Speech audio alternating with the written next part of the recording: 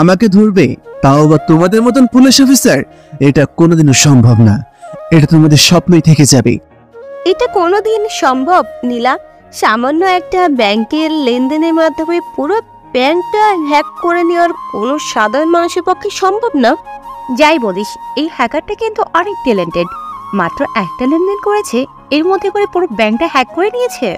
এটার পরে আরো ইন্টারেস্টিং বিষয়টা হচ্ছে, পুরো টাকাটা গিয়ে গরিব মানুষদের মধ্যে বিলিয়ে দিয়েছে। এর কারণ কি? সে এত কষ্ট করে ব্যাংকটা হ্যাক করলো আর পুরো টাকাটা দিয়ে দিল গরিব মানুষদের মধ্যে। ছেলেটা মনে হয় অন্য কোনো কারণে ব্যাংকটা হ্যাক করেছিল। ব্যাংকে মনে হয় কোনো মারাত্মক কাজ হচ্ছিল, সেজন্য কাজটা করেছে। ছেলেটাকে ভালো মনে হচ্ছে। দূর, কি বলিস? ব্যাংকের মালিকের অবস্থার কথা ভেবে দেখতে পারিস না? ব্যাংকের মালিক একদম রাস্তায় বসে গেছে। এখন পুলিশ তাকে খুঁজতেছে, সে লুকিয়ে বেড়াচ্ছে। এখন সে কিভাবে মানুষের সামনে যাবে? একজন মানুষের ক্ষতি করে কোনো দিন ভালো কাজ করা ঠিক না। আচ্ছা, এসব বিষয় নিয়ে আমাদের চিন্তা না করলেও চলবে। এখন ক্লাসের সময় হয়ে গেছে, চল ক্লাসে চলে যাই। প্রথম দিন এসেই যদি লেট করি তাহলে আমাদেরকে ভার্সিটি থেকে বের করে দেবে। হ্যাঁ, ঠিক বলেছিস, তাড়াতাড়ি চল, ক্লাসে যেতে হবে। তারা দুজন বসে বসে ঝালমুড়ি খাচ্ছিল। ভার্সিটির ক্যাম্পাসের পাশেই একটা লোক ঝালমুড়ি বিক্রি করেছিল। সেখান থেকে একটা কাগজে তাদেরকে ঝালমুড়ি দেওয়া হয়েছিল। সেই কাগজের মধ্যে একটা নিউজ এসেছে। সেই নিউজটা দেখে দুজনে পড়ছিল। তখন এই বিষয়টা দেখতে পায়। এরপর রিয়া এবং নীলা দুজনে ক্লাসে চলে যায়। তারা আজকে প্রথমবার ভার্সিটিতে এসেছে। কলেজ লাইফ থেকে দুজনে খুব ভালো বন্ধু এবং দুজনে একই ভার্সিটিতে চান্স পেয়েছে। যাওয়ার পর তারা দুজন বসেছিল। হঠাৎ করে একটা ছেলে ক্লাসে ঢুকে ছেলেটার চোখে মোটা ফ্রেমের একটা চশমা দেখে মনে হচ্ছিল বড়দের চশমা। এটা দেখার পর ক্লাসে থাকা সব ছাত্রছাত্রীরা হাসতে শুরু করে। ছেলেটার তখন প্রফেসরের দিকে তাকিয়ে বলে, আসসালামু আলাইকুম স্যার, আমি কি ক্লাসে আসতে পারি?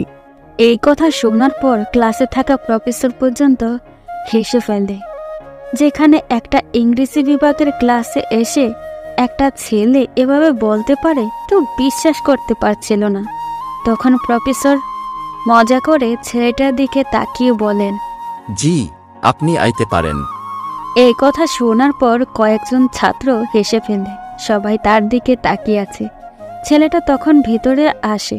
ভিতরে এসে যখন বসতে যাবে একটা ছেলের পাশে, তখন সেই ছেলেটা বলে ওঠে, এই, তুই আমাদের পাশ থেকে সরে যা। তোর মতো একটা গ্রামের ছেলে আমার পাশে বসবে? তুই আমাকে চিনিস? আমি রিয়া চৌধুরী। আমার বাবা এই এলাকার একজন বিশিষ্ট ব্যবসায়ী। ছেলেটা তখন কোনো কথা না বলে পিছনের দিকে যেতে থাকে। যার কাছেই যাচ্ছিল ছেলেটাকে অপমান করে পরের সিটে যাওয়ার জন্য বলছিল। এভাবে দেখতে দেখতে রিয়ার সিটের কাছে চলে আসে। রিয়া কোনো আপত্তি করে না। ছেলেটার তার পাশে বসে এরপর ক্লাস শুরু হয়। ছেলেটা খুব মনোযোগ দিয়ে ক্লাস করছিল। রিয়া বারবার তার দিকে তাকাচ্ছিল। আগ্রহ নিয়ে ছেলেটাকে জিজ্ঞাসা করে, তুমি কে? কোন এলাকা থেকে এসেছো? আর এইভাবে ভার্সিটিতে এসে কথা বলছো কেন? সবাই তোমাকে নিয়ে মজা করছে, সেটা কি তুমি বুঝতে পারছো না? ছেলেটা তখন রিয়ার দিকে তাকায়। কোনো কথা না বলে আবার চোখ ফিরিয়ে নিয়ে নিচের দিকে তাকিয়ে বলে, ওনারা কেন আমাকে নিয়ে মজা করছেন এটা তো আমি বুঝতে পারছি না। আমি ওখানে পড়াশোনা করতে এসেছি, তারা ওখানে পড়াশোনা করতে এসেছে। তারা কেন আমাকে এভাবে অপমান করলো? সেটা তুমি বুঝতে পারছো না। তুমি এখানে কয়েকদিন থাকো, এরপর সবকিছু বুঝে যাবে। তোমার নাম কি? আমার নাম নেহাল। আমি গ্রাম থেকে এখানে পড়াশোনা করার জন্য এসেছি। আসলে গ্রামে কোনো ইউনিভার্সিটি নেই, সেই জন্য কলেজ এসেছি পড়াশোনা করার জন্য। ও, ভালো কথা। তাহলে তুমি গ্রাম থেকে এসেছো। এইচএসসিতে তুমি কি পেয়েছো? এই কথা শোনার পর ছেলেটা রিয়ার দিকে তাকিয়ে মুস্কি হেসে বলে, জি আলহামদুলিল্লাহ, আমি এইচএসসিতে A+ পেয়েছি এবং সেই কারণে এই ভার্সিটিতে চান্স পেয়েছি। আর এখন কোনো কথা বলবেন না, স্যার ক্লাস করাচ্ছেন, এর জন্য মনোযোগ দিয়ে ক্লাস করবেন। এই কথা বলার পর নেহাল খুব মনোযোগ দিয়ে ক্লাস করতে শুরু করে। প্রফেসর যে লেকচারগুলো দিচ্ছিল সে মাঝে মাঝে সেগুলো নোট করে রাখছিল।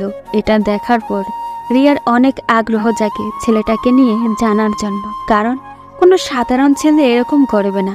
যার পড়াশোনার প্রতি বিশেষ আগ্রহ রয়েছে সেই এই রকম করতে পারে। এরপর ক্লাস শেষ হয়, তারা সবাই একসাথে বের হয়। বাইরে ক্যাম্পাসে যাওয়ার পর ছেলেটার দিকে তাকিয়ে বলে, নেহাল, তুমি কালকে থেকে চশমাটা খুলে আসবে আর ভালো জামা কাপড় পরে আসবে। এইভাবে আসলে সবাই তোমাকে নিয়ে মজা করবে। তুমি কি বুঝতে পারছো না তোমার পোশাক আশাকের জন্য সবাই তোমাকে নিয়ে মজা করতেছে? তখন ছেলেটা এমনভাবে তাকিয়ে থাকে রিয়ার দিকে যেন মনে হয় অনেক বড় একটা অন্যায় কাজ করে ফেলেছে। তখন নেহাল রিয়ার দিকে তাকিয়ে বলে, আমি যেই পোশাকে এসেছি এটা আমাদের ঐতিহ্যবাহী পোশাক এবং এটা পরেই আমি আসব। আমি কোনো স্মার্ট ছেলেদের মতন পোশাক পরতে চাই না, কারণ আমি এখানে পড়াশোনা করতে এসেছি, স্টাইল দেখানোর জন্য নয়। আমি বুঝতে পারছি না তোমার ব্যাপারটা, কিন্তু এখানে পড়াশোনা করতে হলে তোমাকে স্মার্ট হতে হবে, কারণ এখানে সবাই তোমাকে অপমান করবে। এই অপমান তুমি সহ্য করতে পারবে না। তাই তোমাকে বলছি, যদি এই অপমান থেকে বাঁচতে চাও তাহলে ভালো পোশাক পরে কালকে থেকেই ভার্সিটিতে আসবে, চশমাটা সরিয়ে ফেলবে। আমি কিছুই করতে পারবো না। আমি যেই পোশাক পরে এসেছি এই পোশাক পরেই আসবো। আমার কাছে এত টাকা পয়সা নেই যে আমি ভালো পোশাক কিনবো। আর ওনারা আমাকে বারবার অপমান করেন, এতে আমার কিছুই মনে করার নেই, কারণ তারা স্মার্ট লোক, তারা আমাকে অপমান করতেই পারেন। রিয়া ছেলেটার দিকে তাকিয়ে থাকে। ছেলেটার এরকম সহজ সরল ব্যবহার দেখে মুচকি হেসে নীলাকে নিয়ে ভার্সিটি থেকে চলে যায়। এরপর দুজন গাড়ি বের করে বাসায় ফিরে যায়। যখন গাড়িতে করে বাসায় ফিরছিল তখন নীলা বলে, ছেলেটা কিন্তু দেখতে অনেক বেশি সুন্দর, কিন্তু এরকম পোশাকের কারণে তাকে এরকম বাজে দেখাচ্ছিল। যদি স্মার্ট পোশাক পরতো তাহলে ছেলেটাকে অনেক সুন্দর দেখাতো। হ্যাঁ, সেটাই আমি ওকে বোঝানোর চেষ্টা করছিলাম, কিন্তু ছেলেটা অনেক সহজ সরল এবং ভালো, সেটা আমি বুঝতে পেরেছি। এরকম পোশাক আশাক পরে সে প্রতিদিন ভার্সিটিতেই আসবে। এরপর তারা দুজন বাসায় ফিরে ওদিকে নেহাল তার একটা ছোট্ট রুমে চলে যায়, যেখানে সে থাকার ব্যবস্থা করেছে। অন্যদিকে রিয়াদ নিজের বাসায় চলে যায় একটু বসে তার বন্ধু বান্ধবদের সাথে আড্ডা দেওয়ার জন্য। যখন একটা ক্লাবে যায় তখন তারা সবাই মিলে মদ আর আড্ডাতে ব্যস্ত হয়ে যায়। তখন হঠাৎ করে একটা ছেলে তাদের সামনে আসে। মুখের মধ্যে কালো মাস্ক দেখে মনে হচ্ছিল অনেক ভয়ঙ্কর। ছেলেটা তখন তাদের কাছে এসে মারতে শুরু করে। তারা কিছুই বুঝতে পারছিল না। তখন রিয়াদ ছেলেটার দিকে তাকিয়ে বলে, ওই তোর কত বড় সাহস, তুই আমার গায়ে হাত তুলিস? আমার আব্বু যদি এই বিষয়টা জানতে পারে তাহলে তোকে শেষ করে দেবে। তুই কেন আমাকে মেরেছিস? আমার সাথে তোর কিসের এত শত্রুতা? ছেলেটা কিছু না বলে তাদেরকে মারতে শুরু করে। কিছুক্ষণ মারার পর তাদেরকে একদম মাটিতে শুইয়ে দিয়ে তাদের উপর একটা কাগজ ছুঁড়ে দিয়ে সেখান থেকে চলে যায়। আর রিয়াদ তখন কাগজটা হাতে নিয়ে পড়তে শুরু করে। সেই কাগজে লেখা ছিল, ভার্সিটি একটা শিক্ষা অঙ্গন, এটা পবিত্র একটা জায়গা। এই জায়গায় এমন বড় লোকের স্বভাব দেখালে হয় না। সবাই এখানে শিক্ষা অর্জনের জন্য আসে, সেই জন্য শিক্ষা অর্জনের পথে মনোযোগ দাও। যদি আরেকদিন ভার্সিটির কারোর সামনে এরকম খারাপ ব্যবহার করো তাহলে কিন্তু একদম শেষ করে দেব। রিয়াদ এই কথাটা পড়ার পর মাথা কাজ করা বন্ধ করে দেয়। তার মানে কি ওই ছেলেটা এরকম কাজ করেছে, কিন্তু এটা কিভাবে সম্ভব? তখন সে তার বন্ধু আবিরের দিকে তাকিয়ে বলে, আবির, এটা কি কোনোদিন হতে পারে? ওই ছেলেটা কি এরকম কোনো কাজ করতে পারে? আমার তো এই ছেলেকে দেখে এরকম ভয়ঙ্কর মনে হলো না। ওই ছেলেটা এরকম কাজ কোনোদিন করতেই পারে না। তার মানে অন্য কেউ আমাদেরকে মেরেছে। কে আমাদেরকে মারলো? হ্যাঁ দোস্ত, তুই ঠিক কথা বলছিস। এই ছেলেটা কোনোদিনও এই কাজ করতে পারে না, কিন্তু আমার মনে হচ্ছে আমাদের ক্লাসে এমন কেউ ছিল যে এইসব কিছু দেখেছে এবং সে এই কাজ করেছে। কিন্তু কার এত বড় সাহস আমাদের গায়ে হাত দেয়? ওকে আমি শেষ করে দেব। যে করেই হোক ওই ছেলেটাকে খুঁজে বের করতে হবে যে আমাকে মেরেছে, না হলে আজকে ভার্সিটিতে ভয়ে ভয়ে থাকতে হবে। তাই আগে ওই ছেলেটাকে খুঁজে বের করতে হবে। কিন্তু ছেলেটাকে কিভাবে খুঁজে বের করব? ছেলেটা এভাবে এসে আমাদেরকে মেরে দিয়ে চলে গেল, আমরা কিছু করতে পারলাম না। আমরা দুজন লোক ছিলাম, কিন্তু তাকে কিছুই করতে পারলাম না। সে আমাদের সবাইকে মেরে চলে গেল। আমি ওই ছেলেটাকে যে করেই হোক খুঁজে বের করব। ওই ছেলেটা আমাকে মেরেছে, এই রিয়াজ চৌধুরীকে মেরেছে। ওকে আমি কিছুতেই ছাড়বো না। তারা দুজন তখন সেখান থেকে বেরিয়ে আসে, নিজেদের বাসায় চলে যায়। ওদিকে নেহাল নিজের রুমে বসে পড়াশোনা করছিল।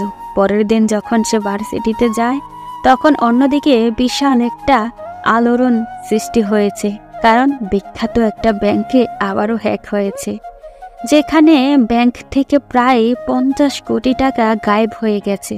কেউ এই হ্যাকারের ব্যাপারে কিছুই জানে না। ব্যাংকের মালিক প্রায় পাগল হয়ে পড়েছে এবং পুলিশ অনেক খোঁজাখুঁজি করছে, কিন্তু কিছুতেই ওই ছেলেটাকে ধরতে পারছে না কে এই কাজটা করেছে। পুলিশ কমিশনার তখন সকল পুলিশকে অফিসারকে এক জায়গায় ডেকে নিয়ে আসেন এবং তাদেরকে বোঝাতে শুরু করেন যে করেই হোক ওই ছেলেটাকে ধরতে হবে। ওই ছেলেটার নাম পর্যন্ত তারা কেউ জানে না, শুধু ছেলেটা হ্যাক করে বেড়াচ্ছে একের পর এক ব্যাংক এবং সে এই টাকাগুলো নিয়ে গরিব মানুষদের মধ্যে দিয়ে দিচ্ছে।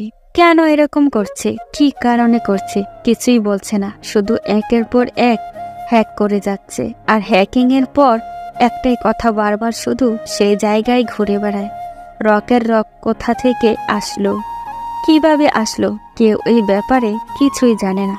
তখন পুলিশ ইন্সপেক্টর ইমরান তার সাথে কিছু পুলিশ অফিসার নিয়ে এক জায়গায় বসে এবং সে ইন্সপেক্টর রাফির দিকে তাকিয়ে বলে, রাফি, আমাদের যে করেই হোক ওই রককে ধরতে হবে। কে এই রক, কোথা থেকে কাজগুলো করছে কিছুই জানতে পারছি না। ওকে না ধরলে হবে একের পর এক ব্যাংক হ্যাক হয়ে যাবে। কিন্তু স্যার, আমরা ওকে কিভাবে ধরবো? ওর ব্যাপারে কোনো কিছুই জানতে পারছি না। আমাদের যত উন্নত প্রযুক্তি আছে সবগুলোই ব্যবহার করে দেখেছি, কিন্তু কিছুতেই তার ব্যাপারে কোনো কিছু জানা যাচ্ছে না। সে কোথা থেকে কাজগুলো করছে সেটাও জানতে পারছি না। কিন্তু এর আগে আমাদেরকে জানতে হবে সে কেন কাজগুলো করছে, এই কাজের পিছনে তার উদ্দেশ্য কি। সে টাকাগুলো নিয়ে নিজের কাছে রাখছে না, গরিব মানুষদের মধ্যে দিয়ে দিচ্ছে, এর কারণ কি? সব বিষয় আগে আমাদেরকে জানতে হবে। কিন্তু স্যার, আমরা কিভাবে জানবো সে এমনভাবে কাজগুলো করে যেটা আমাদের ধরাছোঁয়ার বাইরে? আমরা কিছুতেই তার ব্যাপারে কোনো ইনফরমেশন জোগাড় করতে পারছি না। সে কেন কিভাবে করে কেউ জানতে পারছে না।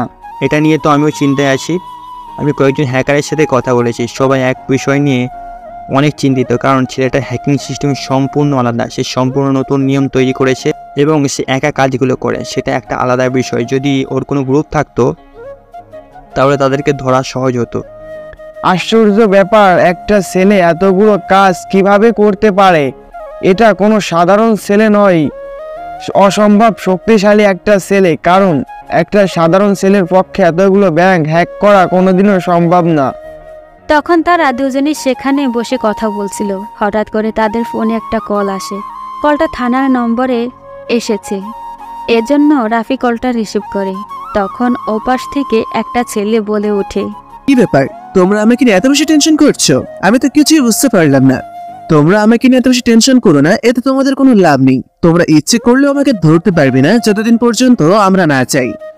এই কথা শোনার পর রাফি বুঝতে পারে সেই ছেলেটা কল করেছে। এই জন্য সে তাড়াতাড়ি করে ইমরানের কাছে কলটা দিয়ে দেয়। ইমরান তখন ফোনটা ধরে বলে, আচ্ছা, তুমি এই কাজটা কেন করছো সেটা আমাদের একটু বলো। এই কাজের পিছনে কি তোমার কোনো আলাদা উদ্দেশ্য আছে? তুমি কি করতে চাইছো সেটা আমাকে বলো, না হলে আমরা পুলিশ ডিপার্টমেন্টের লোকজন অপমানিত হচ্ছি লোকজনের কাছে, আমরা কিছুই করতে পারছি না। আর আমার যে তোমার ব্যাপারে কথা বলছি সেটা তুমি কিভাবে জানলে? তোমার মাথার ঠিক ওপরে লক্ষ্য করো, ক্ষুদ্র মশার মতন একটা যন্ত্র আছে।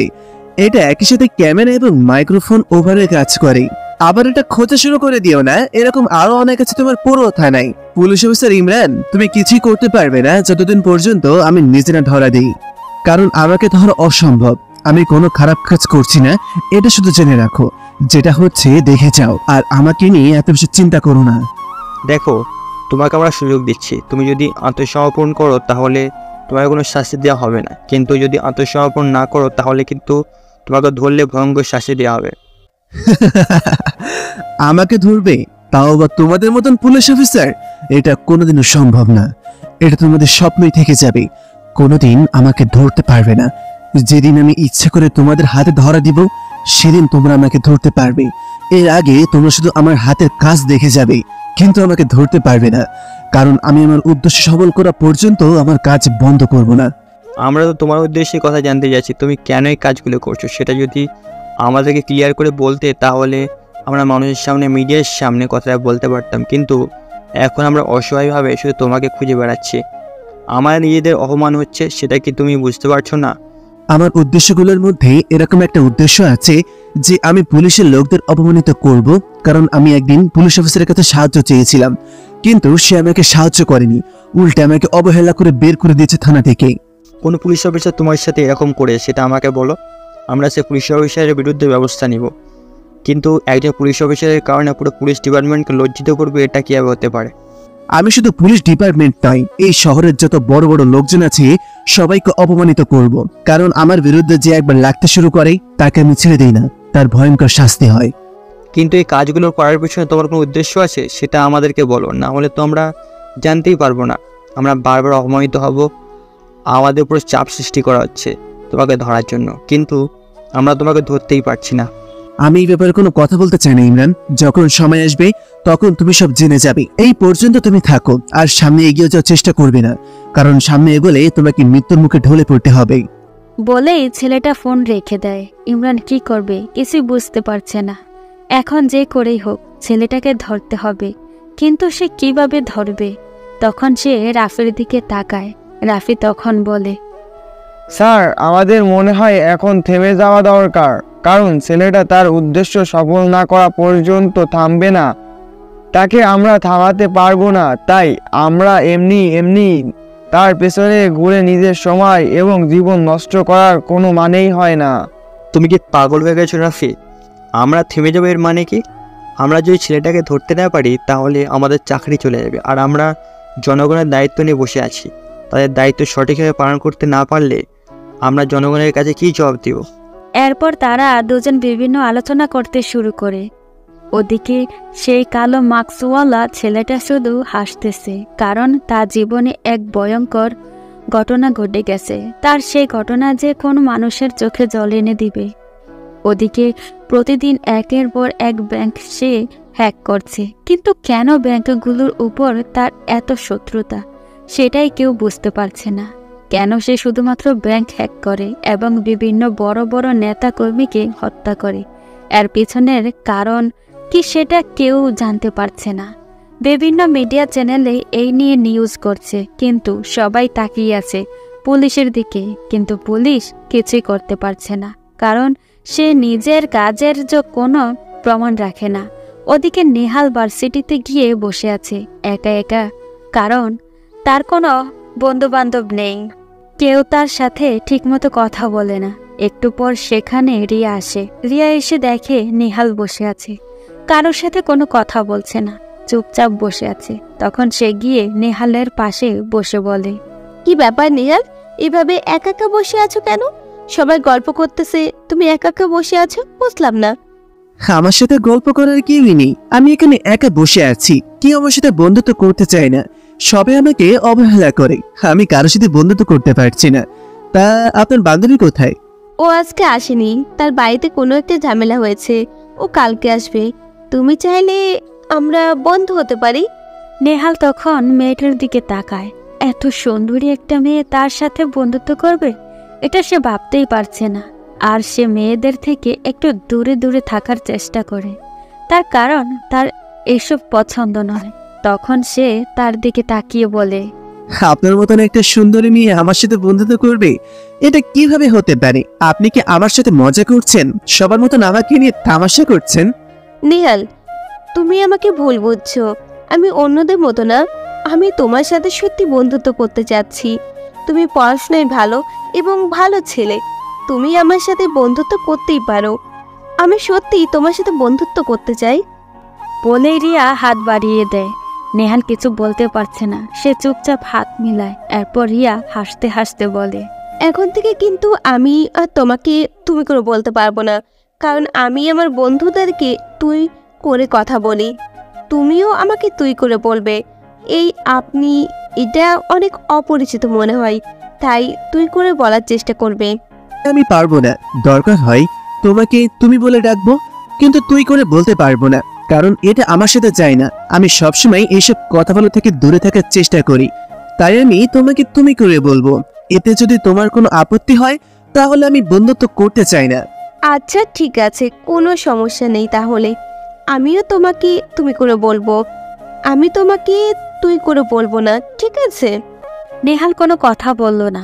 এরপর দুজন ক্লাসে চলে গেল। ক্লাসে যাওয়ার পর ক্লাসে বসে আছে, তখন সেখানে রিয়াদ এবং তার বন্ধুরা সবাই আসলো। সবাই নেহালের দিকে তাকিয়ে আছে, কিন্তু নেহাল কারো দিকে তাকাচ্ছে না, মাথা নিচু করে বসে আছে।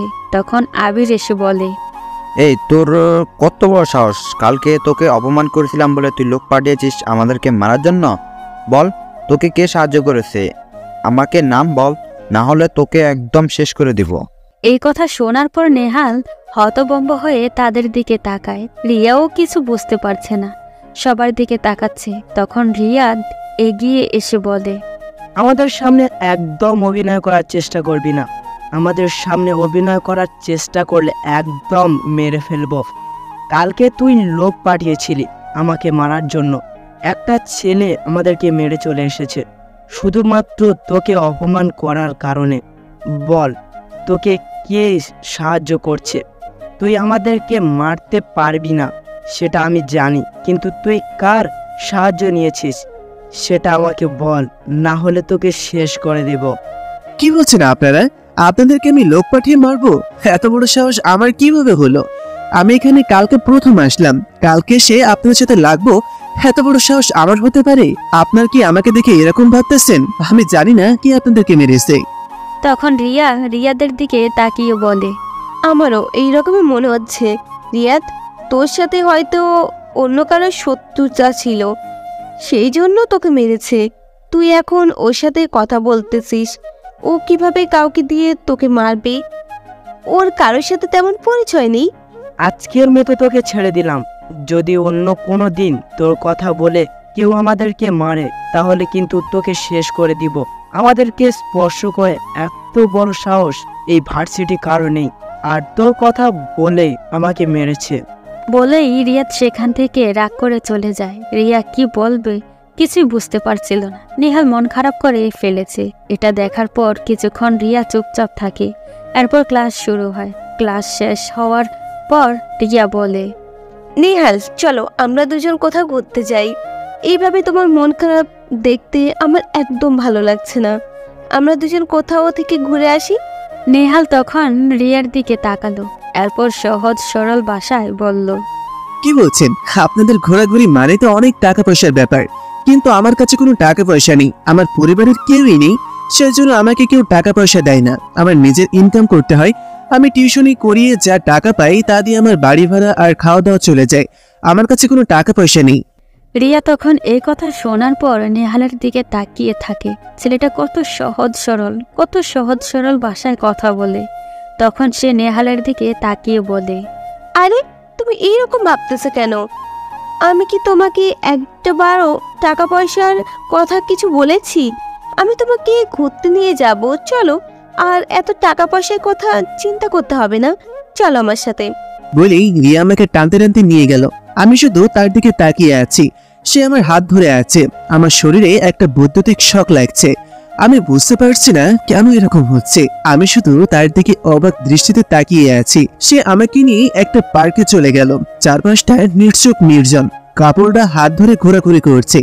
এটা দেখার পর আমি লজ্জায় মাথা নিচু করে ফেললাম। তখন সে আমার দিকে তাকিয়ে বলল, আমি মনে হয় ভুল করে ফেলেছি তোমাকে এই জায়গায় এনে। এই জায়গাটা তোমার জন্য কমফোর্টেবল নয়। চলো আমরা অন্য কোনো জায়গায় চলে যাই, এখানে থাকার কোনো দরকার নেই। এই কথা শোনার পর নেহাল মাথা নাড়িয়ে হ্যাঁ বোধক সম্বোধন করলে তারা দুজন চলে গেল গাড়িতে করে একটা নদীর ধারে।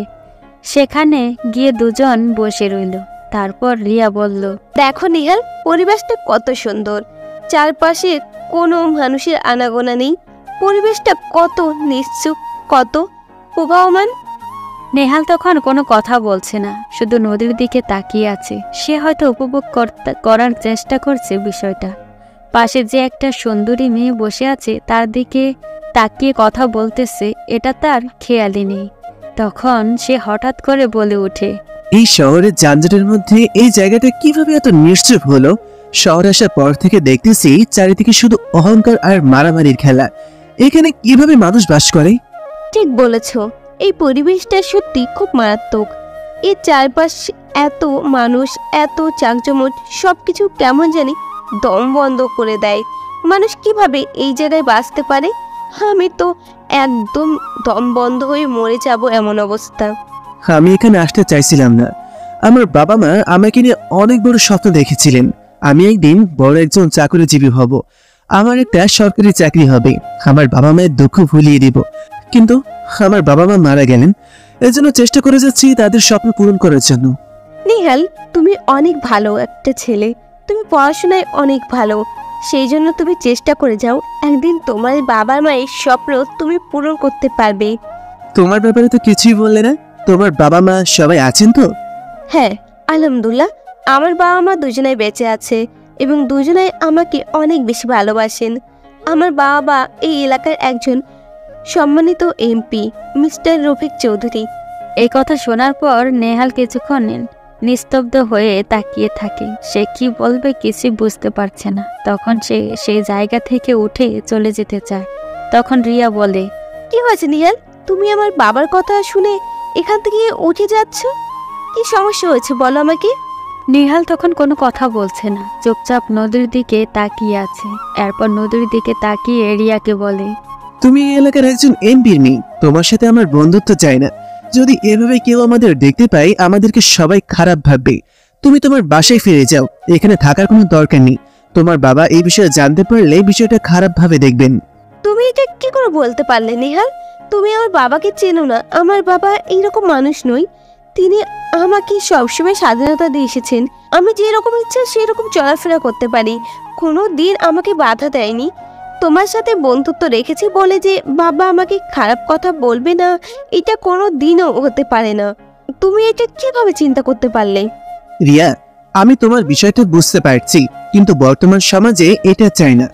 আমার স্ট্যাটাস আর তোমার স্ট্যাটাস সমান নয়। তুমি অনেক বড় পর্যায়ের লোকজনদের মধ্যে একজন, আর আমি সাধারণ একটা ছেলে। তুমি আমার সাথে বন্ধুত্ব রাখতে গিয়ে তোমার আপনজনদেরকে হারাতে হবে, তাই তুমি আমার সাথে বন্ধুত্ব না রাখাটাই ভালো। তোমার ধারণা সম্পূর্ণ ভুল নিহার। তুমি যেটা ভাবছো সেটা নয়। আমার বাবা কোনোদিন আমাকে বাধা দেবে না এই ব্যাপারে, তাই তুমি নিশ্চিন্তে থাকতে পারো। চিন্তা করো না, বাবা আমাকে সব রকম স্বাধীনতা দিয়েছে। আমি ইচ্ছা করলেই যে কারোর সাথে বন্ধুত্ব করতে পারতাম, কিন্তু আমি তোমাকে ভালো ছেলে ভেবে তোমার সাথে বন্ধুত্ব করেছি এবং এটা আমি একটা সঠিক সিদ্ধান্ত নিয়েছি, যেটা আমি জানি। নেহাল অনেক বোঝানোর চেষ্টা করে রিয়াকে, কিন্তু রিয়া কিছুতেই বুঝতে চায় না। এরপর তারা দুজন কিছুক্ষণ গল্প করে সেখান থেকে চলে আসে। নেহাল বাসায় ফিরে করবে কিছুই বুঝে উঠতে পারছে না। এমপির মেয়ের সাথে সে কোনোদিন বন্ধুত্ব করতে পারবে না, কারণ এটা তাদের জীবনের জন্য একটা গুরুত্বপূর্ণ ভূমিকা পালন করবে। পরে এই সমস্যা তারা কোনোদিন সমাধান করতে পারবে না। ওদিকে রিয়া বাসায় গিয়ে চিন্তা করতে থাকে নিহালের কথা। ছেলেটা কত সহজ সরল, কত ভদ্রবাসার কথা বলে। এই ছেলেটার মতো ছেলে হয় না। ওইদিকে সেই কালো মাস্কওয়ালা হ্যাকার রক বসে বসে হাসতেছিল, কারণ এখন থেকে সে আর কারো সামনে লুকিয়ে কোনো কাজ করবে না। এখন থেকে সে যা করবে সেটা জানিয়ে করবে। সেজন্য পুলিশ কমিশনার রায়হান মির্জার কাছে কল করে। রায়হান মির্জা এই বিষয়টা খুব ভালো করেই জানেন। তিনিও অনেক চেষ্টা করে যাচ্ছেন এই হ্যাকারকে ধরার জন্য, কিন্তু কিছুতেই ধরতে পারছে না। হঠাৎ করে তিনি একটা অপরিচিত নাম্বার থেকে ফোন রিসিভ করেন। তখন সেই ছেলেটা বলে, হ্যালো মিস্টার, কেমন আছেন? এই ছেলে, কে তুমি? আর তুমি এইভাবে কল করে আমাকে ভালো মন্দ জিজ্ঞাসা করছো? আমার গুরুত্বপূর্ণ সময় নষ্ট করতেছো। তুমি কি জানো তুমি কার কাছে কল করেছো? হ্যাঁ, আমি ভালো করেই জানি, এবং আপনাদের ঘুম হারাম করে দেওয়ার সেই মানুষটাই আমি, যাকে খোঁজার জন্য আপনাদের ঘুম হারাম হয়ে গিয়েছে। আমি সেই রক। এই কথাটা শোনার পর রায়হান মির্জা তাড়াতাড়ি করে তার পাশে থাকা তার অ্যাসিস্ট্যান্টকে বলে কল কোথা থেকে এসেছে সেটা লোকেশন ট্র্যাক করার জন্য। এটা খুব সাবধানতার সাথে করেছিলেন, কিন্তু রক বলে, ভুলেও এই কাজ করবেন না, কারণ এই কাজ করে আপনাদের কোনো লাভ হবে না, এমনি সময় নষ্ট হবে। আমার লোকেশন আপনারা কোনোদিনও পাবেন না।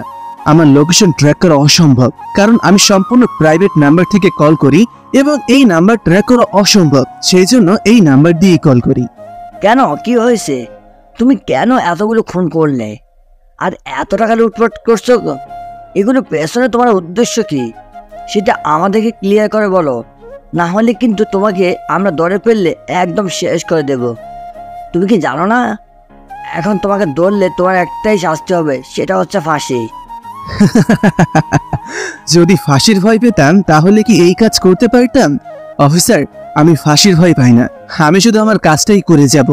যেদিন আমার কাজ শেষ হয়ে যাবে সেই দিন আমি সবকিছু বন্ধ করে দিব, কিন্তু যতদিন পর্যন্ত আমার কাজ শেষ না হচ্ছে ততদিন পর্যন্ত কেউ আমাকে ধরতে পারবে না। কিন্তু আমি বুঝতে পারতেছি না তোমার উদ্দেশ্যটা কি, তুমি কেন এই কাজ করছো সেটা তো বলো। আমার উদ্দেশ্য খুব তাড়াতাড়ি জানতে পারবেন, কিন্তু এর আগে আপনার কাছে একটা ফটো পাঠিয়েছি, এই ফটোটা চেক করুন। এই লোকটাকে আমি এখন মেরে ফেলবো, পারলে লোকটাকে বাঁচিয়ে দেখান, দেখি আপনার কত পাওয়ার। পুলিশ কমিশনার তখন তাড়াতাড়ি করে নিজের ফোন চেক করে দেখে এই এলাকার একজন বিশিষ্ট ব্যবসায়ী আলতাফ চৌধুরীর ছবি। এটা দেখার পর তিনি চিৎকার করে বলেন, এই ছেলে, তুমি কি পাগল হয়ে গেছো? তুমি আলতাফ চৌধুরীকে খুন করবে মানে? তোমার কি মাথা নষ্ট হয়ে গেছে? উনি কত বড় মাপের একজন ব্যবসায়ী, ওনাকে খুন করার পর পুরো দেশে আলোড়ন সৃষ্টি হয়ে যাবে। আমি তো সেটাই চাই, কিন্তু আপনি চিন্তা করবেন না, আলতাফ চৌধুরীকে মারার পেছনেই আমার একটা উদ্দেশ্য আছে। আমার টার্গেট আর মাত্র 4 জন মানুষ, বাকি 4 জনের মধ্যে আজকে আলতাফ চৌধুরীকে শেষ করতে পারলে 3 জন বাকি থাকবে। সেই 3 জনকে খুন করার পর আমি সবার সামনে এসে ধরা দেব। তুমি এই কাজ করো না, তোমার কাছে আমি রিকোয়েস্ট করছি। এই কাজ করার পর পুলিশের মান সম্মান সব কিছু নষ্ট হয়ে যাবে। বলেও চৌধুরী সাহেবকে মারবে না। আমার টার্গেট থেকে কেউ বাঁচতে পারবে না, তাকে মারার টার্গেটটা আমি নিয়েই ফেলেছি, সে আমার হাত থেকে কোনোদিন বাঁচতে পারবে না। তাই আমাকে মিথ্যা রিকোয়েস্ট করে কোনো লাভ নেই, কারণ আলতাফকে মরতেই হবে। বলেই ছেলেটা ফোন রেখে হাসতে শুরু করে, কারণ তখন আলতাফ চৌধুরীকে মারতে হবে। আলতাফ চৌধুরী নিজের বাসায় বসেছিল। প্রতিদিন তার একটা রুটিন আছে, সে যখন ঘুমাতে যায় তখন 1 গ্লাস দুধ খেয়ে ঘুমায় এবং সেটা খুব ভালো করেই জানত। সেজন্য তার কাজের লোক সেজে সে দুধের মধ্যে বিষ মিশিয়ে চলে এসেছে। পুলিশ তখন তাড়াতাড়ি করে চলে যায় আলতাফ চৌধুরীর বাসায়। আলতাফ চৌধুরী এত পুলিশ দেখে জিজ্ঞাসা করেন, কি ব্যাপার অফিসার, এখানে কি হয়েছে? আপনারা সবাই এই সময় আমার বাসায় কোনো দরকার? সর্বনাশ হয়ে গেছে। একটা হ্যাকার এই কয়েকদিন থেকে ব্যাংক হ্যাক করেছিল, সে আজকে আপনাকে মারার জন্য এখানে আসবে, সেই জন্য আমরা আপনাকে নিরাপত্তা দেওয়ার জন্য এখানে চলে এসেছি। এই কথা শোনার পর আলতাফ চৌধুরী অনেক বেশি ভয় পেয়ে যান। তিনি কি করবেন কিছু বুঝতে পারছিলেন না। তখন পুলিশ কমিশনারের দিকে তাকিয়ে বলেন, কি বলছেন অফিসার, আমাকে মেরে ফেলবে? ওই ছেলেটা শুনেছি অনেক ভয়ঙ্কর, আমাকে মেরে ফেলবে, আমাকে বাঁচান প্লিজ, আমি এখন কি করব? আপনি ভয় পাবেন না, আপনি নিজ রুমে গিয়ে শুয়ে পড়ুন। আমি আমার টিম নিয়ে আপনার পুরো বাড়িতে নিরাপত্তা দেওয়ার ব্যবস্থা করতেছি।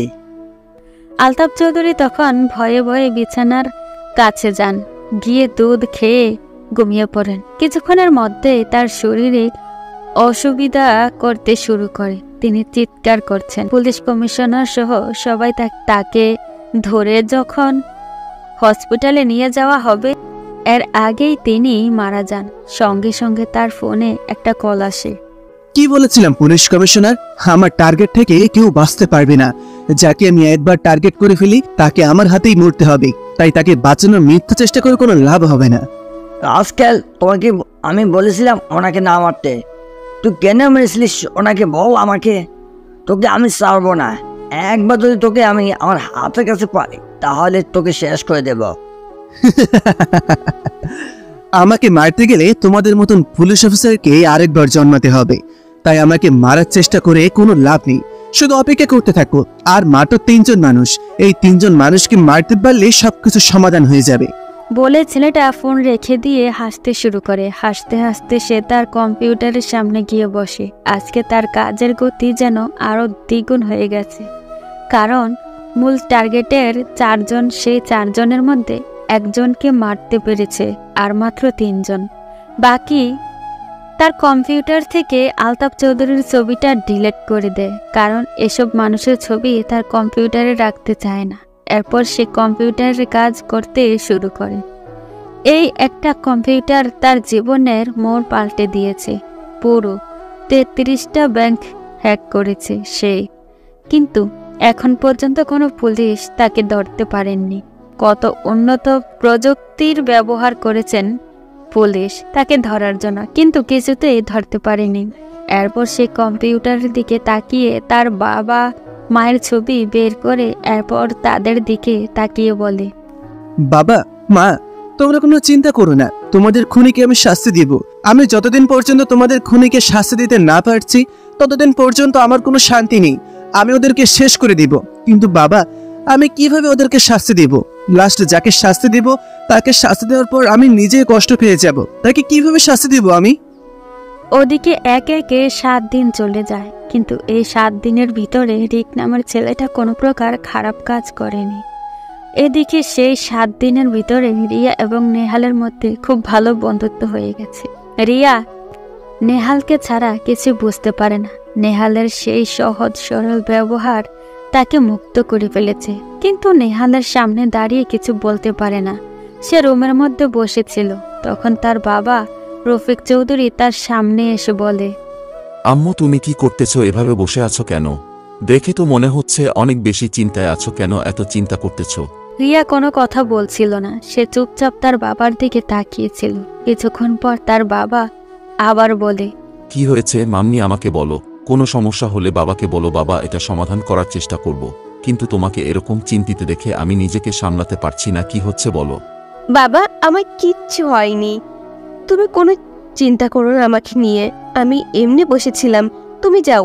তোমার তো এখন ঘুমানোর সময়, এখানে দাঁড়িয়ে কি করতেছো? তাড়াতাড়ি যাও। এরপর বাবা আমার রুম থেকে চলে গেলেন। আমি তখন চুপচাপ শুয়ে আছি।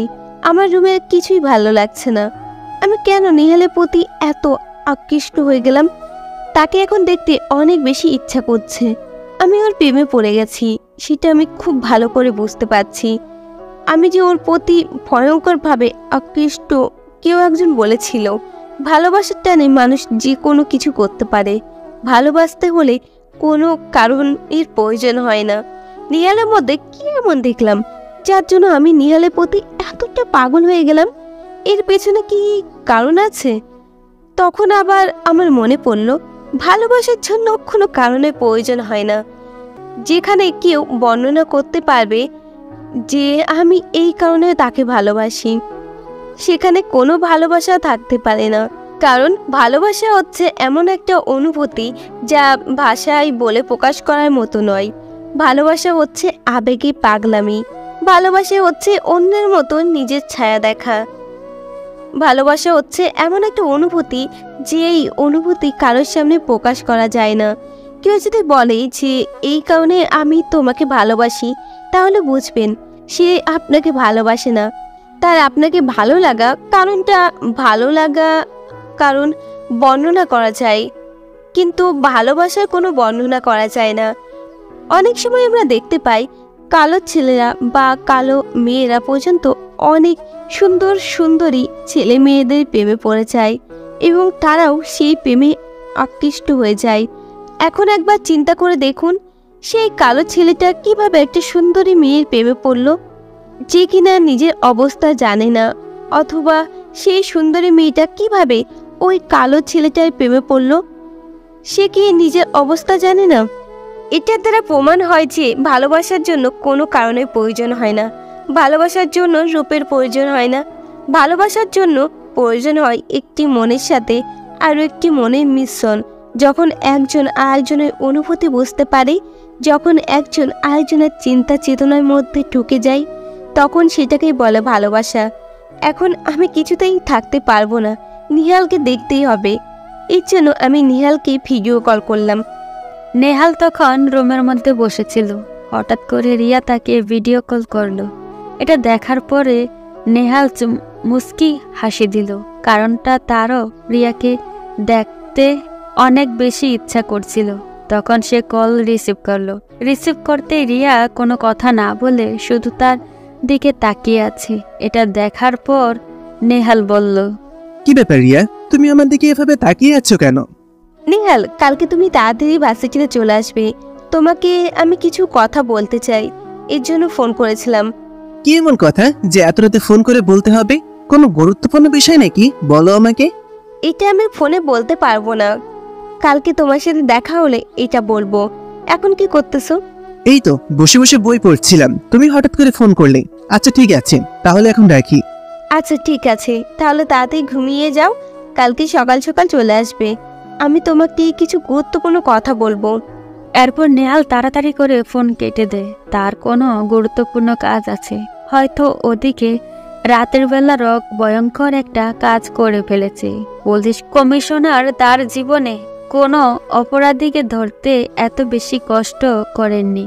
দেশের সুনামধন্য আরও 2 জন বিজনেসম্যান, তাদের 2 জনের খুন হয়েছে রাতের বেলা, যখন রায়হান মির্জা নিজের কাজ শেষ করে ঘুমানোর প্রস্তুতি নিচ্ছিল, তখন হঠাৎ করে তার কাছে কল আসে।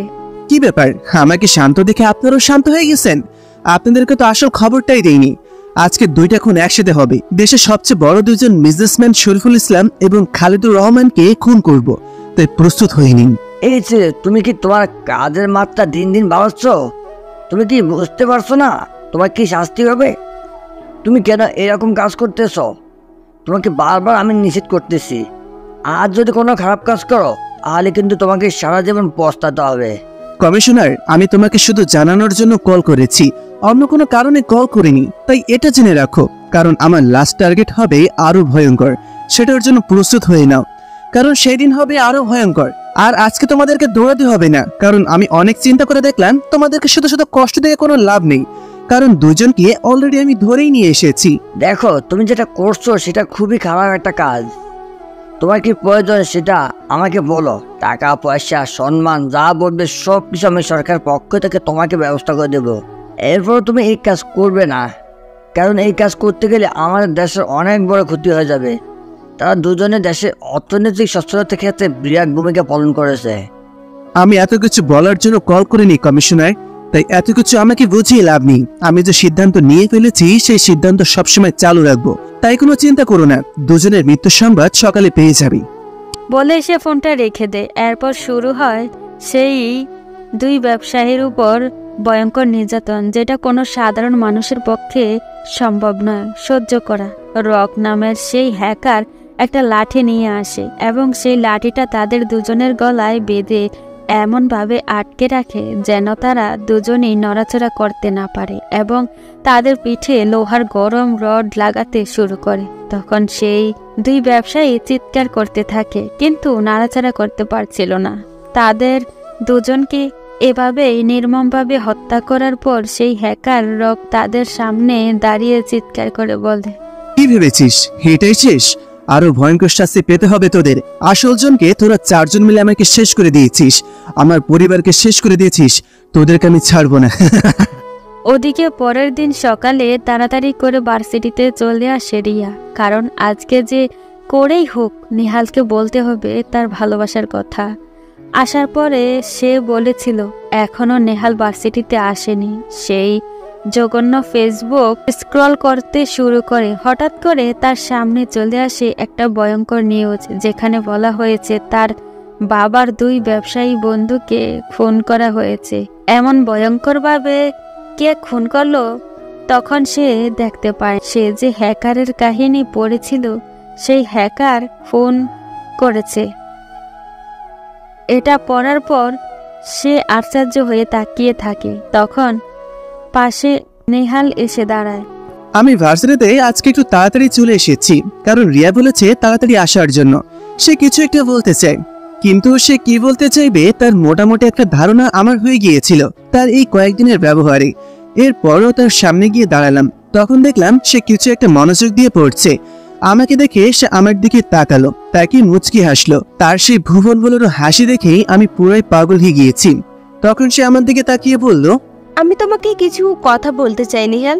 কথাগুলো তোমাকে আমি বলার চেষ্টা করছিলাম 2-3 দিন ধরে, কিন্তু কিছুতেই বলতে পারছি না, কারণ এই কথাগুলো বলতে গিয়ে বারবার আমি আটকে যাচ্ছিলাম। কি এমন কথা রিয়া যে তুমি আমাকে বলতে পারছো না? তুমি আমাকে বলো কি বলতে চাও।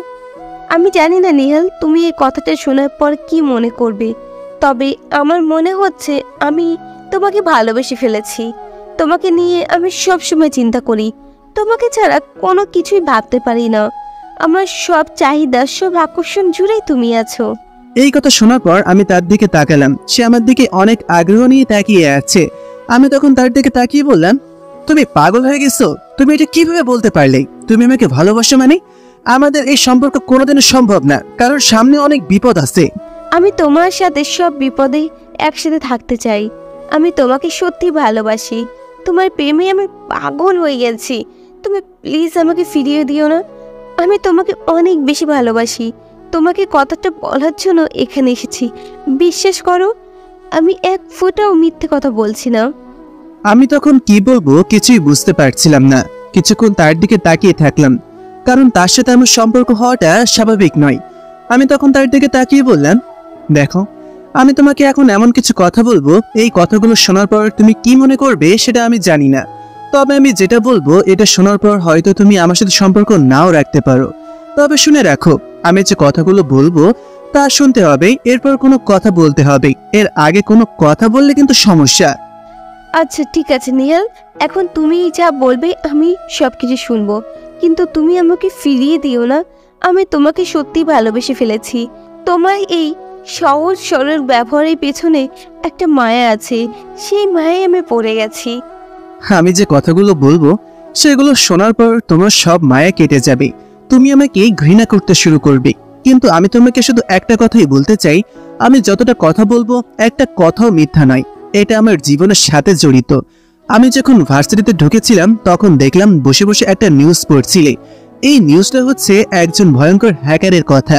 তবে তুমি জেনে রাখো, আমাকে যেরকম দেখছো আমি সেরকম না। তুমি হয়তো আমাকে গ্রামের একটা সহজ সরল ছেলে ভাবছো, কিন্তু আমি আজ থেকে প্রায় 4 বছর আগে এই শহরে এসেছি। কি বলছো নিহাল? তুমি 4 বছর আগে শহরে এসেছো? কিন্তু তুমি এমন ভাবে সবার সামনে থাকতে দেখে তো মনে হতো তুমি নতুন এসেছো শহরে। এই জন্যই আমি বললাম তুমি আমার কথা শোনার আগে কোনো কথা বলবে না। আমি কথা শেষ করি, এরপর তুমি কথা বলবে, তাতে তুমি বিষয়টা বুঝতে পারবে। তোমাকে একটা ছোট্ট গল্প বলি। একটা সরল সহজ গ্রামের ছেলে, তার বাবা একজন কৃষক এবং মা একজন গৃহিণী। ছেলেটা ছোটবেলা থেকেই নতুন জিনিস শেখার প্রতি আগ্রহ থাকে। সে নতুন কোনো জিনিস দেখার পর সেটা আয়ত্ত করার চেষ্টা করত, এবং যতক্ষণ পর্যন্ত না সেটা করতে পারত ততক্ষণ পর্যন্ত সে বসে থাকতো না। এভাবে দেখতে দেখতে তখন তার বয়স যখন 17 বছর হয়, তখন তার মধ্যেই আলাদা একটা পরিবর্তন শুরু হয়। তখন তার বাবা অনেক কষ্ট করে তার পরিবার চালাতেন, কিন্তু ছেলের শখ সবসময় পূরণ করার চেষ্টা করতেন। তখন তিনি একদিন সকালে গিয়ে তার বাবাকে বলল, বাবা, আমার একটা নতুন কম্পিউটার লাগবে। তুমি যে করেই হোক কম্পিউটার কিনে দাও, না হলে আমি কিছুই খাবো না। তোমরা আমাকে একটা কম্পিউটার কিনে দাও। তখন গ্রামের লোকেরা কম্পিউটার বলতে কি জিনিস সেটাই ঠিক মতন জানতো না। তারা ভাবতো কম্পিউটার গ্রামের মানুষের জন্য নয়, এগুলো শহরের মানুষের জন্য বানানো হয়েছে। তখন বাবা তাকে বলেছিল, না বাবা, এটা আমাদের জন্য নয়, এটা শহরের শিক্ষিত লোকজন চালাবে। আমরা গ্রামের সাধারণ মানুষ, আমরা কম্পিউটার দিয়ে কি করব? আর তুমি এই বয়সে কম্পিউটার দিয়ে কি করবে? বাবা, তোমাকে আমি যেটা বলেছি সেটা শোনো। তোমাকে বলেছি আমাকে কম্পিউটার কিনে দেওয়ার কথা। যদি কম্পিউটার কিনে না দাও তাহলে কিন্তু আমি পড়াশোনা সবকিছু বাদ দিয়ে দেব। আমি আর কোনো কাজ করব না, খাবার খাবো না, আমি মরে যাব। এই কথা শোনার পর ছেলেটা কি বলবে কিছু চিন্তা করতে পারছিল না। নিজের ছোট ছেলেটার সব মেটানোর জন্য বাবা অনেক কষ্ট করতে শুরু করেন, এবং কষ্ট করার পর টাকা জমিয়ে মহাজনের কাছ থেকে ধার নিয়ে একটা কম্পিউটার কেনার টাকা জমান। কিন্তু পরক্ষণেই তার মা অসুস্থ হয়ে পড়েন এবং চিকিৎসার জন্য সব টাকা খরচ হয়ে যায়। তখন ছেলেটার মন অনেক খারাপ হয়ে যায়। এটা দেখার পর তার বাবা নিজেকে শান্ত রাখতে পারছিলেন না। সেই জন্য তিনি গ্রামের একজন লোকের সহযোগিতায় শহরের একটা ব্যাংক থেকে কৃষি লোন গ্রহণ করেন। এটার মাধ্যমেই তিনি তার ছেলেকে একটা কম্পিউটার কিনে দেন। ছেলেটা কম্পিউটার পাওয়ার পর অনেক বেশি খুশি হয় এবং সারাদিন এটার পেছনে পড়ে থাকতো, বিভিন্ন জিনিস নতুন জানলো। ছেলেটা নতুন জিনিস শেখার প্রতি আগ্রহ ছিল, কিন্তু এদিকে তার বাবা অনেক বেশি কষ্ট করে সেই টাকা পরিশোধ করার জন্য, এবং সেটা পরিশোধ করে দেন। কিন্তু ছেলেটার বাবা জানতেও পারেনি ওই ব্যাংকের লোকেরা তার সাথে বেইমানি করেছে। সহজ সরল গ্রামের মানুষদেরকে তার কাছ থেকে দ্বিগুণ সুদ গ্রহণ করছিল, কিন্তু তিনি অসহায়ভাবে সেগুলো পরিশোধ করে যাচ্ছিলেন। যে লোকটা সহযোগিতায় ব্যাংক থেকে ঋণ এনেছিলেন সে ব্যাংকে টাকা জমা দেওয়ার কথা বলে টাকাগুলো আত্মসাৎ করে নিত। ছেলেটার বাবা নিজেদের একমাত্র জমি ছিল, সেটাতে কৃষি কাজ করত, করে যা আয় করত সেটাতে নিজেদের পরিবার চালিয়ে বাকি টাকাগুলোর ব্যাংকে পরিশোধ করতেন। কিন্তু হঠাৎ করে একটা কোম্পানি এসে সে গ্রামের গরিব কৃষকদের জমিগুলো কেড়ে নিতে শুরু করে এবং সেখানে তারা নতুন একটা প্রজেক্ট চালু করার চেষ্টা করে। তখন সে গ্রামের মানুষগুলো অনেক অসহায় হয়ে পড়ে। তারা কি করবে কিছুই বুঝে উঠতে পারছিল না। সেজন্য তারা সেখানকার অনেক গণ্যমান্য ব্যক্তিদের কাছে যায়, কিন্তু কেউ তাদেরকে সহযোগিতা করেনি, উল্টে ওই লোকগুলোকে সাহায্য করেছিল। এদের মধ্যে 4 জন ছিল। 4 জন মিলে তারা সেখানে একটা নতুন কোম্পানি চালু করার চেষ্টা করছিল। সে 4 জনের মধ্যে প্রথম জন হলো আলতাফ চৌধুরী, দ্বিতীয় জন হলো শফিকুল ইসলাম, তৃতীয় জন হলো খালেদুর রহমান এবং চতুর্থ জন এবং তাদের টিম লিডার কে জানো? তোমার বাবা রফিক চৌধুরী। তখনও তোমার বাবা এমপি হননি, রাজনৈতিক দলের সঙ্গে থাকতেন। তারা 4 জন মিলে এই গ্রামে আতঙ্ক সৃষ্টি করে। কেউ তাদের সামনেই ভয়ে কিছু বলতে পারছিল না। তারা সেগুলো দখল করে নেয় এবং গ্রামের মানুষ অসহায় হয়ে পড়ে। সেই ছেলেটার বাবার জমিও কেড়ে নেওয়া হয়। ছেলেটার বাবা অনেক কষ্ট করে জমিতে চাষ করে ব্যাংকে টাকা পরিশোধ করছিলেন, কিন্তু একদিন সেই ব্যাংক থেকে তার কাছে একটা নোটিশ আসে, যে নোটিশের মধ্যেই ব্যাংকের মধ্যে কোনো টাকা পরিশোধ করা হচ্ছিল না। সেই জন্য ব্যাংক তার থেকে সবকিছু কেড়ে নেওয়ার হুমকি দিয়েছিল। ছেলেটার বাবা তখন কি করবেন কিছুই বুঝতে পারছিলেন না। তখন তিনি একদম অসহায় হয়ে পড়েন। ব্যাংকের লোকজন তার উপর চাপ সৃষ্টি করতে থাকে, কিন্তু ছেলেটার বাবা মা তাকে কিছু না বলে তারা দুজন মিলে সেটা সমাধান করার চেষ্টা করতে থাকেন, কিন্তু তারা ব্যর্থ হন। অসহায় হয়ে তোমার বাবার কাছে যান, কিন্তু তোমার বাবা সেই অসহায় অবস্থার সুযোগ নিয়ে তাদের একটা জঘন্য প্রস্তাব দিয়ে বসেন। ছেলেটার মায়ের সাথে অবৈধ সম্পর্ক করার প্রস্তাব পেশ করেন ছেলেটার বাবার কাছে। একজন স্বামীর কাছে নিজের স্ত্রীর জন্য এরকম একটা প্রস্তাব কেউ মেনে নিতে পারত না। সেই জন্য ছেলেটার বাবা সেখানেই তোমার বাবার সাথে ঝামেলা শুরু করে এবং তোমার বাবা রেগে গিয়ে সেই লোকটাকে হত্যা করে ফেলেন। কিন্তু ছেলেটা অনেক বেশি বুদ্ধিমান ছিল, সে তার বাবার সাথে গিয়েছিল। সে নিজে ছোট্ট একটা মোবাইল দিয়ে সেটা ভিডিও করে। ছেলেটা তখন কম্পিউটার পেয়েছিল। এরপর থেকে সে বিভিন্ন কাজকর্ম শিখতে শুরু করে ফেলে। এর মধ্যে একটা হলো হ্যাকিং। সে মুহূর্তের মধ্যে যে কোনো কিছু হ্যাক করে ফেলতে পারত, কারণ সে এসব কিছু অনেক ঘাটাঘাটি করেছে। আর কেউ যদি কোনো জিনিস তার মন থেকে করে তাহলে সেটা খুব তাড়াতাড়ি সফল হয়। আমেরিকার বিখ্যাত বিজ্ঞানী স্যার জর্জ রিচার্ড একটা কথা বলতেন, মানুষ যদি মন থেকে কোনো জিনিস চায় তাহলে তার পুরো পৃথিবী তাকে সেটা পাইয়ে দেওয়ার জন্য লড়াই করতে শুরু করে। সেই মানুষটা নিজেকে কিছুই করতে হবে না, শুধু নিজের কাজের প্রতি ফোকাস রাখতে হবে, এবং ছেলেটা সেটাই করছিল।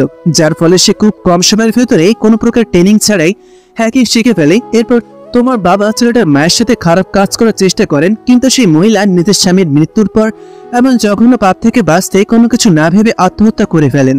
ফলে ছেলেটা অসহায় হয়ে পড়ে, কি করবে কিছুই বুঝতে পারছিল না। তখন সে ভিডিওটা নিয়ে তাড়াতাড়ি চলে যায় পুলিশের কাছে। পুলিশের কাছে গিয়ে যখন ভিডিওটা দেখায় তখন পুলিশ অফিসার তার দিকে তাকিয়ে বলেন, এই ছেলে, তুমি কি পাগল হয়ে গেছো? তুমি কার বিরুদ্ধে এই প্রমাণগুলো নিয়ে এসেছো তুমি জানো? ইনি শহর এলাকার রাজনৈতিক নেতা, ওনার বিরুদ্ধে এরকম প্রমাণ দেখালে আমাদের নিজেদের চাকরি চলে যাবে। তুমি তাড়াতাড়ি এটা লুকিয়ে ফেলো আর এইসব ব্যাপারে আর কোনো কথা বলবে না। ছেলেটা সেদিন কান্না করতে করতে পুলিশ অফিসারের পায়ে ধরে বলেছিল, আমার বাবা মাকে মেরে ফেলা হয়েছে, আপনারা সবাই আমার বাবা মাকে যারা মেরে ফেলেছে তাদেরকে শাস্তি দিন। আমি আপনাদের পায়ে ধরি, তাদের শাস্তি না দিলে আমি নিজেকে শান্ত করতে পারবো না, দয়া করে তাদেরকে শাস্তি দিন। কিন্তু পুলিশ অফিসার সেদিন অনেক নির্মম আচরণ করে, সেই ছেলেটাকে তাড়িয়ে দেয়। ছেলেটা আসতে চাইছিল না, তখন পুলিশ অফিসার তাকে মেরে সেখান থেকে বের করে দেয়। এরপর ছেলেটা বাইরে চলে আসে। বাইরে চলে আসার পর কান্না করতে শুরু করে। কাকে কি বলবে কিছুই বুঝে উঠতে পারছিল না। প্রভাবশালী মানুষগুলোর বিপক্ষে সে কিভাবে লড়াই করবে, কিন্তু তাকে যে করেই হোক লড়াই চালিয়ে যেতে হবে। এভাবে বসে থাকলে চলবে না, কারণ এই মানুষগুলো দিনের পর দিন নির্যাতন করে যাবে। সবেমাত্র ক্লাস 10-এ পড়া একটা ছেলে, সে কিভাবে ওই লোকগুলোর বিপক্ষে লড়াই করবে? ছেলেটার একমাত্র অবলম্বন ছিল তার বাড়িটা, কিন্তু ব্যাংকের লোকেরা টাকা না পেয়ে সে বাড়িটা দখল করে নেওয়ার জন্য চলে আসে এবং তারা 1 বছর সময় দেয় অতিরিক্ত কিছু সুদ গ্রহণ করার আশায়। কিন্তু ছেলেটা নিজের বাবা মায়ের মৃত্যুর ব্যাপারে এত বেশি কষ্ট পেয়েছিল যে এসব বিষয় নিয়ে সে আর চিন্তা না করে 1 বছর সে একদম পাথরের মতন হয়ে পড়েছিল। কেউ কিছু এনে দিলে খেত, প্রতিবেশীরা তাকে দয়া করে সামান্য কিছু খাবার দিত, সেগুলো খেয়ে সে কোনো মতেই জীবনে বাঁচত আর সারাদিন শুয়ে থাকতো, কান্না করত। এভাবে দেখতে দেখতে 1 বছর পার হয়ে যায়। এরপর ব্যাংকের লোকেরা ভাবে এই টাকা আর কোনোদিনও পাবে না, সেই জন্য বাড়িটা দখল করে নেয় এবং সেটা বিক্রি করে দেয়। এরপর ছেলেটা আর কোনো থাকার জায়গা থাকে না। সে কান্না করতে করতে সেখান থেকে বেরিয়ে আসে এবং সাথে করে নিয়ে আসে তার একমাত্র স্মৃতি, সেই কম্পিউটারটা। শহরে আসার পর সে জানতে পারে এই 4 জন লোক অনেক বড় ব্যবসায়ী, অনেক প্রভাবশালী ব্যক্তি। ওইদিকে তারা সে জায়গা দখল করে সেখানে একটা কোম্পানি করে ফেলে এবং তাদের কোম্পানি অনেক ভালো চলছিল। কিন্তু এই কোম্পানিটা যে গরিব মানুষের রক্তের উপর বানানো হয়েছে এটা কেউই জানতো না। সবাই তাদেরকে অনেক সম্মান করত। কিন্তু এই মানুষগুলোর কি হলো যারা এই সবকিছু হারিয়ে অনেকভাবে নিজেদের জীবন দিয়ে দিয়েছে? তখন সেই ছেলেটা শহরে চলে আসে। শহরে আসার পর সে সিদ্ধান্ত নেয় আর ভালো পথে চলবে না, এখন তাকে ভয়ঙ্কর হতে হবে, তাদের মতন প্রভাবশালী হতে হবে। সেই জন্য সে কম্পিউটার নিয়ে সারাদিন ব্যস্ত থাকতো আর সুযোগ পেলেই মানুষগুলোর ক্ষতি করার চেষ্টা করত। এবং এক পর্যায়ে তার হ্যাকিং এর বিষয়ে এত বেশি দক্ষতা বেড়ে যায় যে সে মুহূর্তের মধ্যে যে কোনো ব্যাংক এবং বিভিন্ন সিকিউরিটি সিস্টেম হ্যাক করে ফেলতে পারত। এইরকম প্রচেষ্টা চালাতে চালাতে এক পর্যায়ে সে একজন ভয়ঙ্কর হয়ে ওঠে। সাথে প্রতিশোধের আগুনে সে একা একা বিভিন্ন সন্ত্রাসীদের আড্ডাখানে গিয়ে তাদের মেরে ফেলতে থাকে। কারণ তাদের মৃত্যুর কোনো ভয় ছিল না, কারণ সে একা বেঁচে আছে, তার কোনো আপনজন কেউই নেই। সে মারা গেলে কারো কোনো কিছুই হবে না। এরপর ছেলেটা আস্তে আস্তে আরো ভয়ঙ্কর হয়ে ওঠে এবং যতগুলো ব্যাংক এভাবে অনৈতিকভাবে ব্যবসা করছিল, গরিব মানুষদের অতিরিক্ত সুদে লোন দিয়েছিল, সেগুলো আদায় করার নামে তাদের সবকিছু কেড়ে নিয়ে আসছিল। সেই ব্যাংক থেকে টাকা হ্যাক করে নিয়ে বিভিন্ন গরিব মানুষ এবং অসহায় মানুষদেরকে সহযোগিতা শুরু করে এবং সে 4 জন লোকের উপর নজর রাখতে শুরু করে, কারণ তার মূল টার্গেট সে 4 জন লোক এবং সে হয়ে যায় একজন ভয়ঙ্কর মাফিয়া। তবে সে একা আর কেউই নেই, তার গ্রুপে সেখানকার বড় বড় মাফিয়া গ্রুপ তৈরি করতে থাকে। কিন্তু ছেলেটা একা এসব কাজ করতো, কারো সহযোগিতা নিত না। কিন্তু সে সবার সামনে এমনভাবে চলাফেরা করতো যেন তাকে কেউ চিনতে না পারে। পড়াশোনার প্রতি ছোটবেলা থেকে অনেক বেশি আগ্রহ, সেজন্য পড়াশোনা বন্ধ করে না, পড়াশোনা চালিয়ে যেতে শুরু করে। যেহেতু এই কাজগুলো করতে ইংরেজি জানা অনেক বেশি প্রয়োজন, কারণ বিভিন্ন বড় বড় হ্যাকের ক্ষেত্রে জানাটা খুবই আবশ্যক, সেই জন্য ইংরেজি বিভাগে পড়াশোনা করতে শুরু করে। এভাবে দেখতে দেখতেই আরো 3টা বছর কেটে যায়। তখন সে সিদ্ধান্ত নেয় এই লোকগুলোর কাছ থেকে প্রতিশোধ নেবে। লোকগুলো এখন অসতর্ক হয়ে আছে, কারণ এর আগে তারা সতর্ক ছিল, কারণ এতদিন পার হওয়ার কারণে তারা ভুলে গিয়েছিল তারা যে অন্যায় করেছিল। সেই জন্য ছেলেটা প্রতিশোধ নিতে শুরু করে। একে একে তোমার বাবার বন্ধু সেই 3 জন লোককে হত্যা করে ফেলে।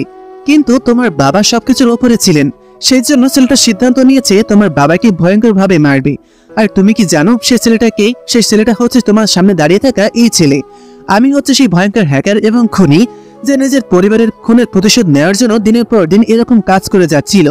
এখন তুমি বলো, তুমি কি চাও? তোমার বাবাকে যে মারতে চায় তার সাথে সম্পর্ক করবে? এই কথা শোনার পর রিয়া মাটিতে বসে যায়। সে কি বলবে কিছুই বুঝতে পারছিল না। তার বাবাকে সে এত বেশি বিশ্বাস করত, কিন্তু তার বাবা এরকম কাজ করবে সে কোনোদিন ভাবতেও পারেনি। তখন সে নেহালের দিকে তাকিয়ে বলে, আমি তোমাকে বিশ্বাস করি নেহাল, তুমি যে কথাগুলো বলছো সেটা সত্যি বলছো। তোমার কান্না দেখেই সেটা বুঝতে পারছি, কিন্তু আমি বিশ্বাস করতে পারছি না আমার বাবা এই কাজ করতে পারে। তাহলে তুমি আমার সাথে চলো, তোমার সব কথা বিশ্বাস আমি করাবো। আমি তোমার বাবাকে অলরেডি ধরে ফেলেছি। আমি এখানে দাঁড়িয়ে তোমার বাবাকে ধরে ফেলেছি, কারণ তোমার বাবা একটা সিক্রেট পার্টিতে যায়, সেখানে অনেক বিদেশি লোকজন থাকে এবং সেখানে বিভিন্ন সুন্দরী মেয়েদের রাস্তা থেকে কিডন্যাপ করে নিয়ে যাওয়া হয় এবং সেই মেয়েগুলোকে ছেড়ে দেওয়া হয় ওই বিদেশি জানোয়ারদের হাতে।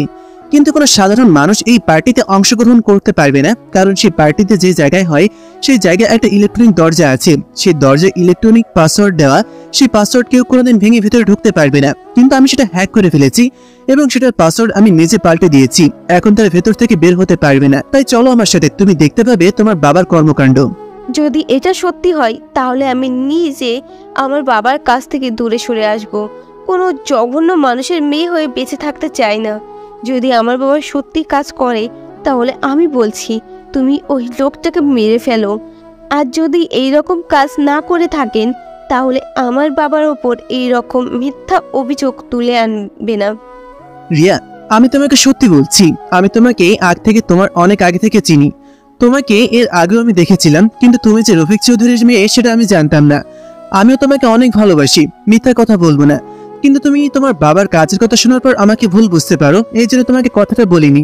এই কথাটা শোনার পর আমি নিহালের দিকে কিছুক্ষণ তাকিয়ে বললাম, তুমি এটা কি করে বলতে পারলে? তুমি কি আমাকে এইটুকু চিনলে? যদি আমাকে ভালোবাসো তাহলে কেন আমার মনের কথাগুলো বুঝতে পারলে না? আমি সব সময় সৎ পথে চলার চেষ্টা করব। তুমি আমাকে সব সময় সৎ পথে পাবে। যারা অন্যায় করবে সে যদি আমার নিজের মা হয় এরপরেও আমি তাকে ছেড়ে দিব না। কিন্তু রিয়া, আমার সাথে মায়া বাড়িয়ে কোনো লাভ নেই, কারণ আমি খুব তাড়াতাড়ি ফাঁসির দড়িতে ঝুলে যাব। কারণ চারিদিকে পুলিশ আমাকে খুঁজে বেড়াচ্ছে। দিনের পর দিন আমি মানুষ খুন করেছি, কিন্তু কেউ আমাকে ধরতে পারিনি। এখন আমি চাই সবার সামনে সবটা সত্যি বলতে, সত্যিটা শোনার পর তুমি কি ভাবছো আমাকে ছেড়ে দিবে, আমাকে ধরে নিয়ে গিয়ে ফাঁসি দেবে? না নেহাল, আমি তোমাকে ছাড়া বাঁচতে পারবো না। তুমি এই কথাটা কাউকে বলবে না। তুমি বাবাকে শাস্তি দেবে, এরপর তুমি আগের মতো লুকিয়ে থাকো। প্লিজ, তুমি সত্যি এই কথাটা কাউকে বলবে না। এতে করে তোমার জীবন শেষ হয়ে যাবে। আমি তোমাকে ছাড়া বাঁচতে পারবো না। এটা কোনোদিন হতে পারে না রিয়া, কারণ তুমি আমাকে বলেছো তুমি সৎ পথে চলার চেষ্টা করবে, এবং আমি ছোটবেলা থেকে এই একই কাজ করে এসেছি। তাই আমি চাই না আর কোনো মিথ্যার আশ্রয় নিতে। আমি সবার সামনে সত্যিটা বলে দিব। কিন্তু আমার বিশ্বাস আমার কাজ দেখে সন্ত্রাসী বলতে পারবে না। যদি কারো মনে একটু মানবতা থাকে তাহলে আমাকে ছেড়ে দেওয়া হবে। আর যদি তোমাকে ছেড়ে না দেওয়া হয়? এই কথা বলতে বলতে রিয়া হাউমাউ করে কান্না করে দিয়েছে। আমি তখন থেকে শক্ত করে জড়িয়ে ধরে বললাম, যদি আমাকে ছেড়ে না দেওয়া হয় তাহলে তুমি ভাববে তোমার ভালোবাসার মানুষ সত্যের পথে চলতে গিয়ে জীবন হারিয়ে ফেলেছে। সে তোমার পাশে সবসময় থাকবে, কিন্তু তুমি তাকে স্পর্শ করতে পারবে না। কিন্তু সে ইচ্ছা করলেই তোমাকে স্পর্শ করতে পারবে। এখন চলো, দেরি হয়ে যাচ্ছে। নেহাল রিয়াকে নিয়ে চলে যায় তার বাবা যেখানে পার্টির আয়োজন করেছে সেখানে যাওয়ার পর সে আশ্চর্য হয়ে যায়, কারণ নেহাল খুব তাড়াতাড়ি দরজাটা খুলে ফেলেছিল। ভিতরে ঢোকার পর সে নিজেই বিশ্বাস করতে পারছিল না তার বাবার অবস্থা দেখে। তার বাবা মদ খেয়ে মাতাল হয়ে গিয়েছিল এবং সেখানে অনেক মেয়েকে নাচানাচি করতে দেখা যাচ্ছিল। এটা দেখার পর সে নেহালের দিকে তাকিয়ে বলে, তার মানে আমার বাবা সবার আড়ালে এইরকম কাজ করে বেড়াচ্ছিল। আমি তোমাকে বলছি, তুমি ওই লোকটাকে শাস্তি দাও, যে শাস্তি ওই লোকটা প্রাপ্য। আমি ওই লোকটাকে নিজের বাবার পরিচয় দিতে চাই না। ওকে, তুমি শেষ করে দাও, না হলে আমার হাতে বন্দুক দাও, আমি ওই লোকটাকে শেষ করে দেব। এই কথা শোনার পর আমি রিয়াকে বসিয়ে দিয়ে রিয়ার বাবার কাছে চলে গেলাম। গিয়ে তার মাথায় বন্দুক ধরলাম। এর দেখার পরে রফিক চৌধুরী আমার দিকে তাকালো। আমি তাকে কিছুই বলতে না দিয়ে তার মুখের ভেতর বন্দুকটা ধরলাম। কিছুক্ষণ বসে রইলাম, কারণ এখন সোশ্যাল মিডিয়ার লোকজন আসে বাকি, কারণ মিডিয়ার লোকদের সামনে আমি এই কাজটা করতে চাই। প্রায় 5 মিনিট পর সবাই চলে আসলো, সবাই ভিডিও করছে। আমি তখন সবার সামনে তার মুখে গুলি করলাম এবং সঙ্গে সঙ্গে তার জিহ্বা সহ পুরো মুখটা তছনছ হয়ে গেল। সবাই এটা ভিডিও করছিল এবং এমপির এরকম জঘন্য কাজের কথা সবার সামনে প্রকাশ করছিল।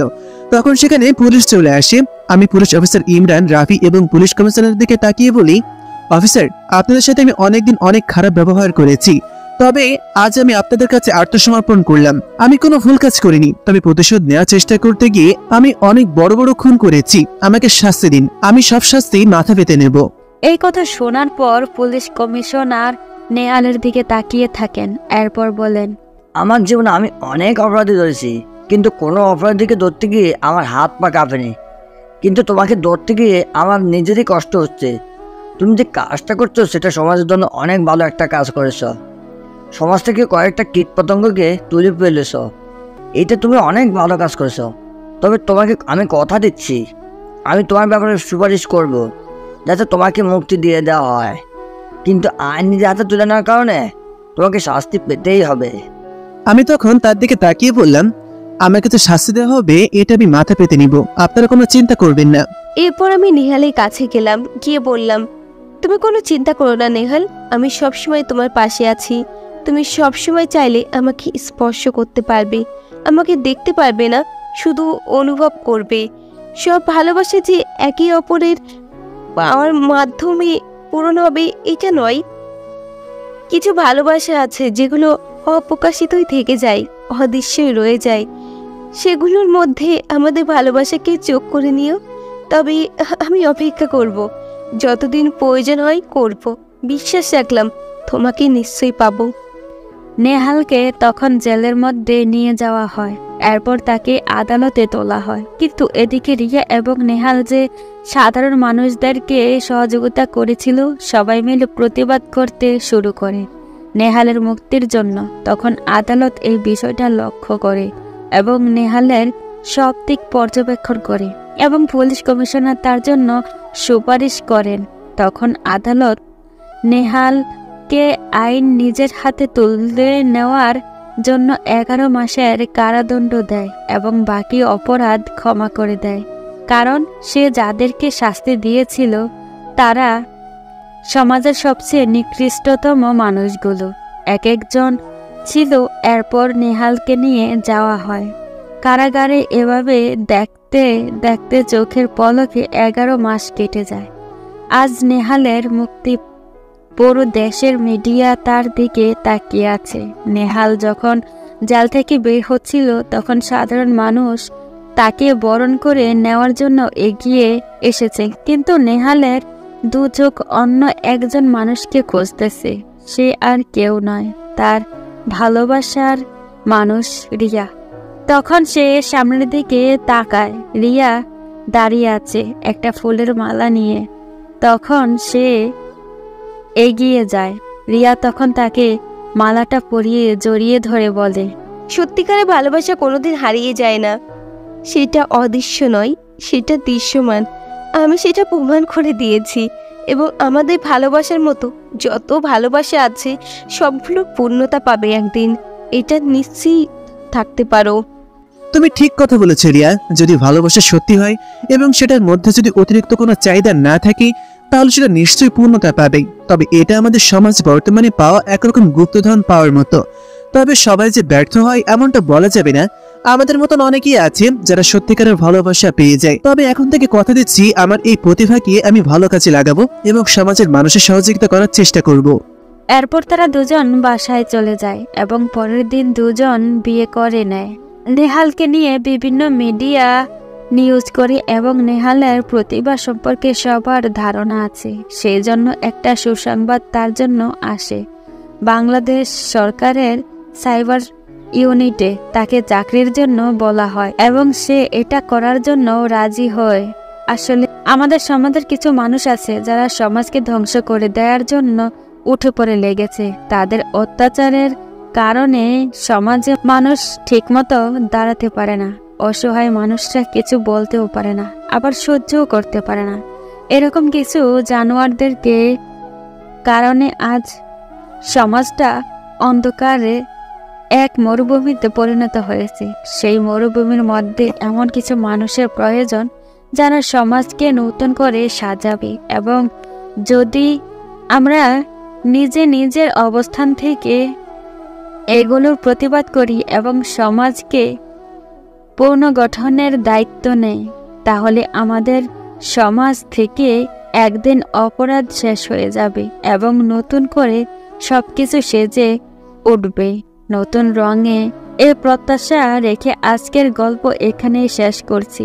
দেখা হবে পরবর্তী কোনো গল্পতে। সেই পর্যন্ত সবাই ভালো থাকবেন, সুস্থ থাকবেন।